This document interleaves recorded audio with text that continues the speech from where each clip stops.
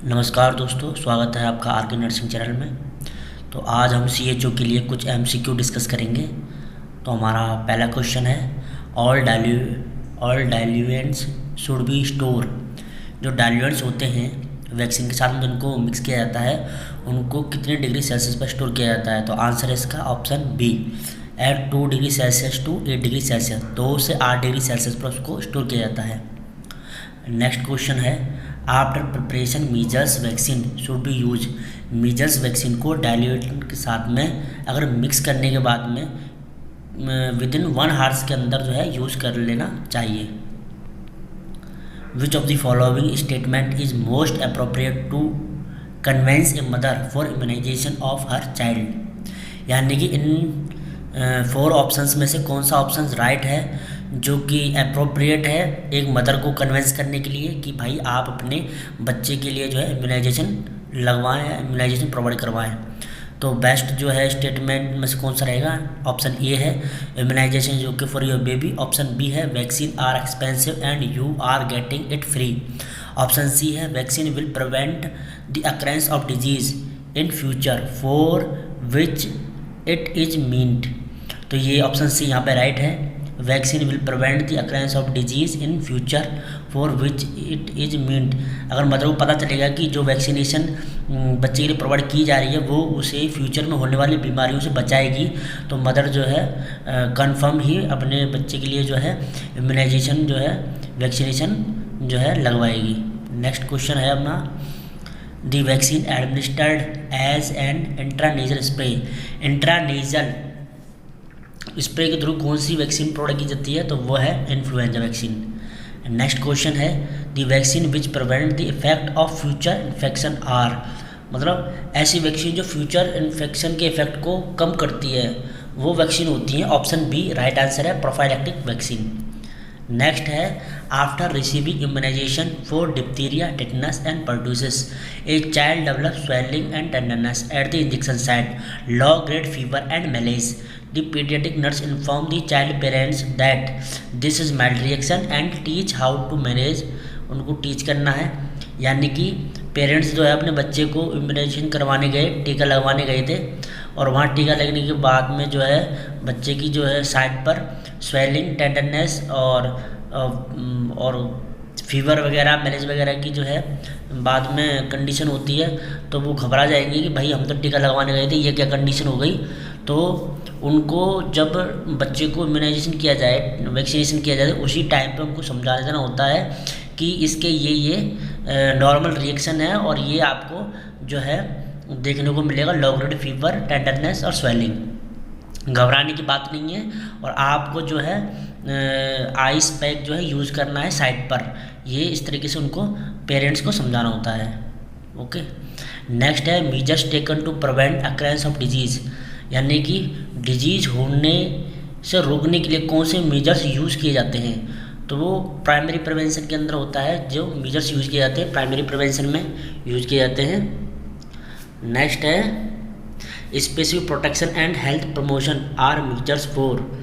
यानी specific protection जैसे कि बाइक चलाने से पहले हेलमेट वेयर करना, और स्पेसिफिक प्रोटेक्शन में जैसे कि BCG का जो है वैक्सीनेशन एट बर्थ ही लगा देना, जिससे कि वो फ्यूचर में होने वाली ट्यूबरकुलोसिस की बीमारियों से प्रोटेक्ट करे।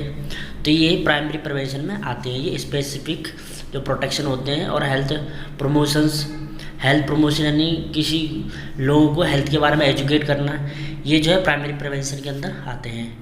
नेक्स्ट है, इम्यूनाइजेशन इज यूज एज। यानी कि इम्यूनाइजेशन जो है किस तरह के प्रिवेंशन का जो है एग्जाम्पल है? प्राइमरी प्रिवेंशन का है, सेकेंडरी प्रिवेंशन का, टर्सरी प्रिवेंशन का, या डिसेबिलिटी लिमिटेशन का है? तो आपको ये इस क्वेश्चन का आंसर कमेंट बॉक्स में बताना है कि इम्यूनाइजेशन जो है वो किस प्रकार के प्रिवेंशन का एग्जाम्पल है। ठीक है, नेक्स्ट क्वेश्चन है, in the prevention of communicable disease the primary prevention result from. In the prevention of communicable disease the primary prevention result from. अगर कम्युनिकेबल डिजीज से प्रोटेक्ट करना है तो प्राइमरी प्रिवेंशन के अंदर क्या यूज़ करेंगे?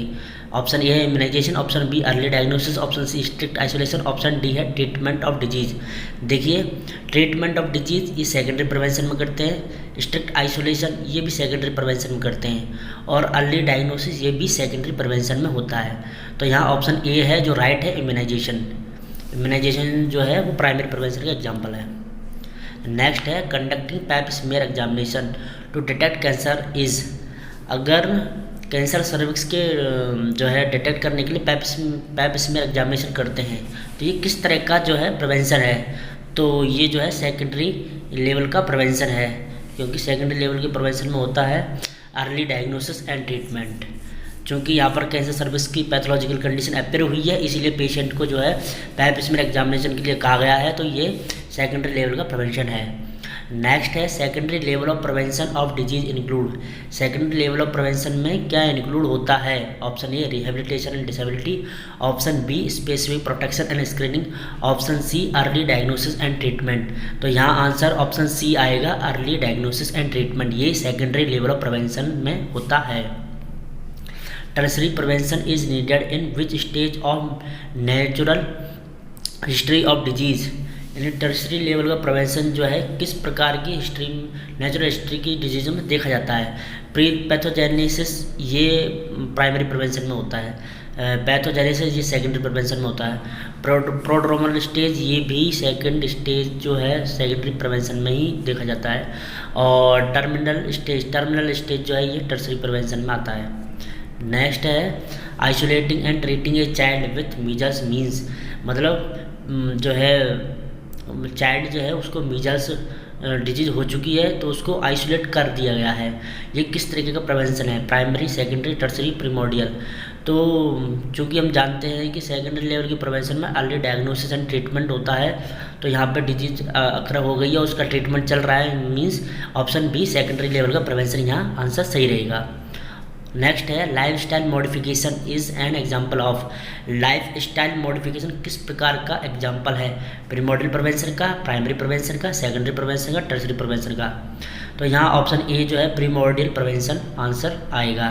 लाइफ स्टाइल मॉडिफिकेशन जैसे कि हम देखते हैं कि कोई व्यक्ति है वो अगर लेट नाइट जो है जागने के बजाय अर्ली नाइट में सो जाए, सुबह अर्ली मॉर्निंग में जागने के बाद में, और जो एक्सरसाइज वगैरह करे, और जो है फल फ्रूट का सेवन करे, fatty oily food junk food को अवॉइड करे, और जो है अल्कोहल वगैरह से दूर रहे, और जो है प्रॉपर तरीके से कम्युनिकेट बना के और सोशली, मेंटली और फिजिकली फिट रहे। ये सारी चीज़ें जो है प्रीमोडियल प्रिवेंशन में आती हैं, जिनमें किसी भी व्यक्ति को शुरू से ही जो है अच्छी हैबिट्स के बारे में और उनको प्रमोट किया जाता है। नेक्स्ट है tertiary level of prevention of disease is related to. Tertiary level of prevention किस डिजीज कंडीशन से रिलेटेड है? Option A vaccination, good nutrition, option C rehabilitation to normal physical, mental and social health. तो यहाँ option C जो है right answer जाएगा, rehabilitation to normal physical, mental and social health. यानी कि कोई पेशेंट है उसको जो डिफॉर्मिटी होनी थी हो चुकी है, अभी उसको जो फिजिकली, मेंटली और सोशली जो है उसको मोटिवेट करना है कि आपकी जो कंडीशन होनी थी, जो आपके साथ होना था, डिफॉर्मिटी या कुछ भी, वो हो चुका है, लेकिन अभी आपको स्टेबल करना है। टर्शरी लेवल प्रिवेंशन के अंदर दो बातों का हम खासतौर से ध्यान रखते हैं। टर्शरी लेवल ऑफ प्रिवेंशन में सबसे पहली बात ये रहती है कि जो भी डिजीज़ कंडीशन है या कोई भी बड़ी से बड़ी, कितनी भी बड़ी प्रॉब्लम हो, उसके जितने भी कॉम्प्लिकेशंस होते हैं उनको हमें मिनिमाइज़ करना होता है। जैसे कि कैंसर का पेशेंट है, एड्स का पेशेंट है, तो उनकी जो कंडीशन है वो तो है ही, उनको जो है क्योर नहीं किया, लेकिन उनके जो है कॉम्प्लिकेशन जो हो सकते हैं उनको रिड्यूस हम कर सकते हैं। ये है जो टर्शरी लेवल का पहला काम होता है। और टर्शरी लेवल प्रिवेंशन में दूसरा काम ये होता है कि जैसे कोई पेशेंट है और उसका जो है लेग या हैंड का एम्पुटेशन हुआ है, एम्पुटेशन होने के बाद में उसका जो है पैर का जो लॉस हो गया, लेकिन अभी हमें पेशेंट को जो है मोटिवेट करना है, उसकी जो फिजिकल एक्टिविटी है, उसकी फिजिकल स्टेबिलिटी है, उसके बारे में बताना है कि अभी आप इतने स्टेबल हो, ये काम कर सकते हो, और आप किसी चीज़ की कोई कमी नहीं है, और आपको अपने मेंटली जो है मजबूत रहना है। तो ये टर्शरी लेवल ऑफ प्रिवेंशन में रिहेबिलिटेशन का काम किया जाता है।